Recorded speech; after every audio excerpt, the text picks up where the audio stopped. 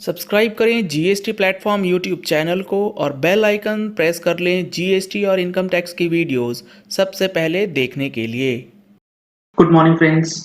GST platform के YouTube channel में आप सभी का स्वागत है। जी हाँ फ्रेंड्स, कल की वीडियो में मैंने आपके साथ शेयर किया था कि आपके जीएसटी पोर्टल के डैशबोर्ड पे अब टर्नओवर से रिलेटेड डिटेल्स जो है वो पॉपुलेट किया जाता है। अब इस टर्नओवर डिटेल्स के अंदर आपको किस सिचुएशन में फाइलिंग करनी है, यानी कि टर्नओवर जो पोर्टल पे आ रहा है और जो टर्नओवर एक्चुअल है उस दोनों में कोई वेरिएंस है तो आप किस तरीके से फाइल कर सकते हैं और कौन से सिचुएशंस ऐसे हैं जहां पर आपको इन चीजों का ध्यान रखना है। तो यहां पर आप देख पा रहे हैं, सबसे पहले आपको चेक करना है 1920। तो 1920 में कोई इशू नहीं है, आपको इसके अंदर कुछ भी नहीं करना है क्योंकि 1920 में आपको एग्जैक्ट टर्नओवर जो है वो नहीं बताया जाता है। यहां पर सिर्फ ये इंफॉर्मेशन दी गई है कि आपका टर्नओवर 5 करोड़ से कम है या 5 करोड़ से ज्यादा है।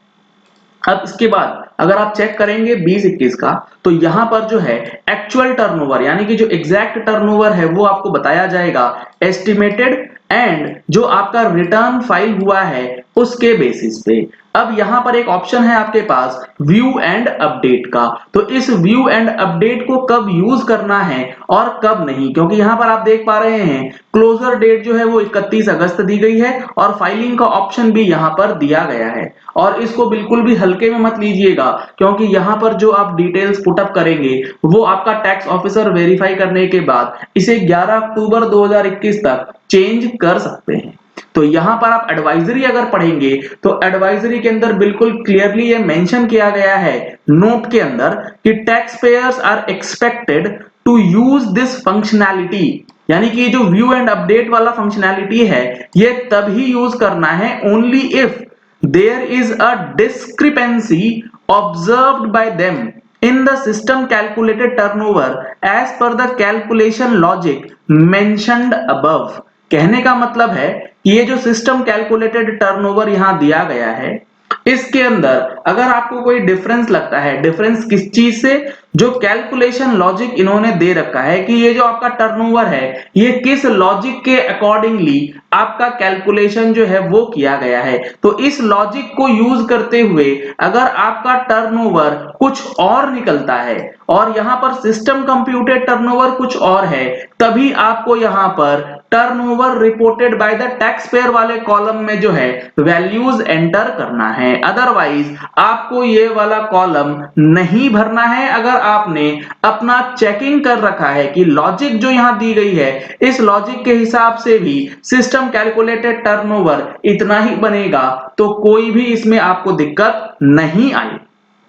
इसमें एक चीज और ध्यान रखिएगा, लेट सपोज आपके पास एक पैन नंबर है और एक पैन नंबर पे मल्टीपल जीएसटीज हैं, तो यहां पर एक ऑप्शन आपको दिया गया है pan level declaration of a financial year. आप इस पे जैसे ही क्लिक करेंगे तो उस पैन से जो जो जीएसटी नंबर लिंक्ड होगा वो सारा डिटेल्स आपको यहां पर प्रोड्यूस करके दिखाया जाएगा कि किस पैन पे किस जीएसटी पे क्या टर्नओवर दिया गया है। इससे रिलेटेड जो एनालिसिस है वो हमारे अगले महीने की टैक्स मैगजीन में भी आपको देखने को मिलने वाली है। अगर आपने अभी तक मंथली टैक्स मैगजीन का सब्सक्रिप्शन नहीं लिया है तो नंबर्स आपको स्क्रीन पे दिए गए हैं, इन नंबर्स पे कॉल करके व्हाट्सएप करके आप मैगजीन की सब्सक्रिप्शन ले सकते हैं और अपनी कॉपीज जो है वो बुक करा सकते हैं। अगर आप इस लॉजिक को पढ़ेंगे तो इस लॉजिक को बेसिकली 4 हिस्से में बांटा गया है, 4 पार्ट्स हैं इसके। सबसे पहला है जीएसटीन जो कि एक्टिव है एज ऑन डेट एंड जो कि कॉम्पोजिशन में नहीं था 2021 में, तो इसके लिए किस तरीके से कैलकुलेट करना है 3B। इसके बाद दूसरा है जीएसटी जो कि कैंसिल हो चुका है आज के डेट में और वो कॉम्पोजिशन में भी नहीं था 20-21 के पीरियड में, तो उसके लिए नंबर ऑफ जीएसटीआर 3B किस तरीके से काउंट करना है। नंबर ऑफ 3B क्यों काउंट करना है, नंबर ऑफ 3B इसीलिए काउंट करना है क्योंकि टैक्स पेयर का जो टर्नओवर डिटरमाइन होगा उसके लिए फॉर्मूला है sum of taxable value into number of 3B liable to be filed, यानी कि कितनी 3B आपके लिए फाइल होनी मैंडेटरी थी, लाइबल थे आप कितनी 3B के लिए और आपने कितनी 3B फाइल करी है। तो ये काफी इंपॉर्टेंट हो जाता है कि आपके लिए कितना जीएसटीआर 3B फाइल करना मैंडेटरी था। थर्ड केस है जीएसटी हु आर एक्टिव, जो आज की डेट में एक्टिव है लेकिन कॉम्पोजिशन में थे 2021 में और विड्रॉ करके रेगुलर में आए थे, तो उसके लिए क्या फॉर्मेट आपको यूज करना है। इसके बाद है जीएसटी जो कि कैंसिल हो चुका है बट वो कॉम्पोजिशन में थे, फिर विड्रॉ करके आ गए और फिर कैंसिल हो गया,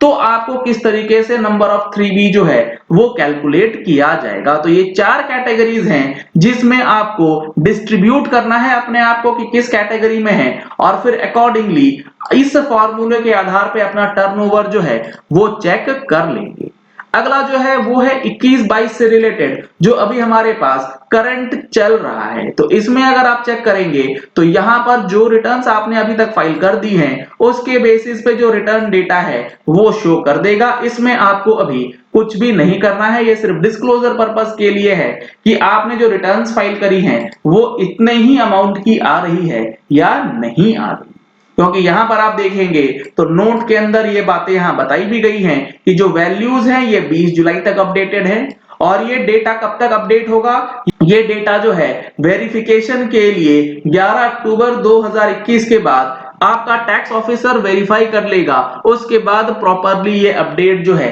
वो कर दिया जाएगा। क्योंकि जीएसटीआर 1 की सितंबर महीने की डेट जो है वो 11 अक्टूबर रखी गई है। तो ये काफी इंपॉर्टेंट अपडेट है टर्नओवर से रिलेटेड, किस तरीके से भरना है, किसको भरना है और किसको नहीं भरना है। चलिए इस वीडियो को यहीं एंड करते हैं। आशा करते हैं कि आपको ये पॉइंट क्लियर हो गया होगा कि अब ये टर्नओवर किसको भरना है और जीएसटी रिटर्न किसने फाइल नहीं करी है तो उसके ऊपर क्या इंपैक्ट आएगा। अगर आपको जीएसटी रिटर्न से रिलेटेड ऑनलाइन ट्रेनिंग सेशन का हिस्सा बनना है तो इसके लिए हमारा जो 1 अगस्त को होने वाला ट्रेनिंग सेशन है इसमें भी रजिस्ट्रेशन करा सकते हैं। नंबर्स आपको स्क्रीन पे दिए गए हैं, इन नंबर्स पे कॉल करके व्हाट्सएप करके आप सब्सक्रिप्शन का डिटेल्स और वेबिनार रजिस्ट्रेशन का डिटेल्स भी ले सकते हैं। अगर आपने हमारे चैनल पे फर्स्ट टाइम ट्यून इन किया है तो चैनल को सब्सक्राइब करने के लिए नीचे दिया गया रेड कलर का सब्सक्राइब बटन प्रेस कर लीजिए, साथ में जो बेल आइकन है उसे प्रेस कर लीजिएगा ताकि वीडियोस की नोटिफिकेशंस आप तक रेगुलरली पहुंचती रहें। Thank you and have a nice day.